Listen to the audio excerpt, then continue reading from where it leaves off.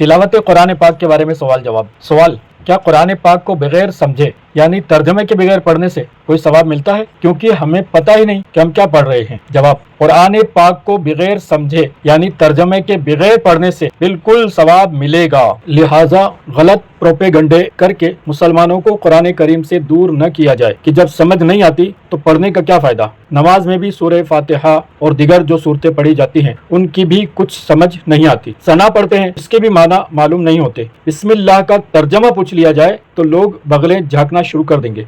तो अब क्या नमाज पढ़ना और बिस्मिल्लाह पढ़ना सब छोड़ दिया जाए? यकीनन ऐसी बात नहीं है। लिहाजा कुरान करीम समझ न भी आए जब भी पढ़ना चाहिए। सवाल, कुरान पाक को इतनी तेज रफ्तारी से पढ़ना कि हुरूफ चब जाए, क्या हुक्म रखता है? जवाब, कुरान करीम बिल्कुल इस तरह पढ़ना चाहिए जैसा मुनज़्ज़लुम मिनल्लाह यानी अल्लाह पाक की तरफ से नाजिल किया गया है। मगर आजकल मारामारी और भागम भाग के अंदाज पर कुरान पाक पढ़ा जाता है और यालमुना तालमुना के सिवा कुछ समझ में नहीं आता। इसलिए इसे मुनज़्ज़लुम मिनल्लाह की तरह पढ़ना नहीं कहा जाएगा, बल्कि ये कुरान पढ़ना ही नहीं कहलाएगा कि बिल्कुल ही तब्दील हो जाता है। और ऐसा पढ़ने वालों पर कुरान करीम लानत करता है। मुमकिन है बाज़ों को ये बात चुभती हो और चुभनी भी चाहिए ताकि तौबा की तौफीक नसीब हो। तेज रफ्तारी से कुरान पाक पढ़ने वाले क्यों अवाम को बेवकूफ बनाते हैं कि हम कुरान पाक सुना रहे हैं। जो आप पढ़ते हैं बेचारे भोले भाले मुसलमान उसे कुरान और आपको नेक आदमी समझ रहे होते हैं। हालांकि बाज औकात तेज पढ़ना गुनाह में मुब्तला कर देता है।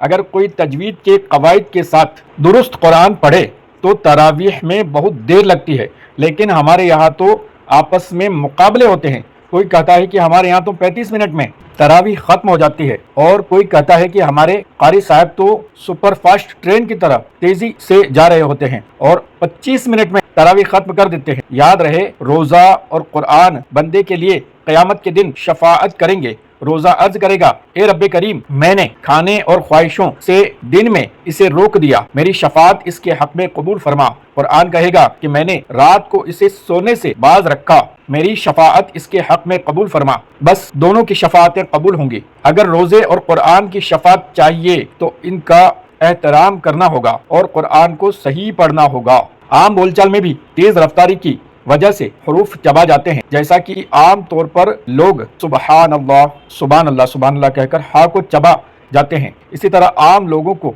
न तो दुरुस्त तरीके से बिस्मिल्लाहिर्रहमानिर्रहीम और कलिमा शरीफ पढ़ना आता है और न ही इंशाअल्लाह, माशा अल्लाह और अल्हम्दुलिल्लाह कहना आता है।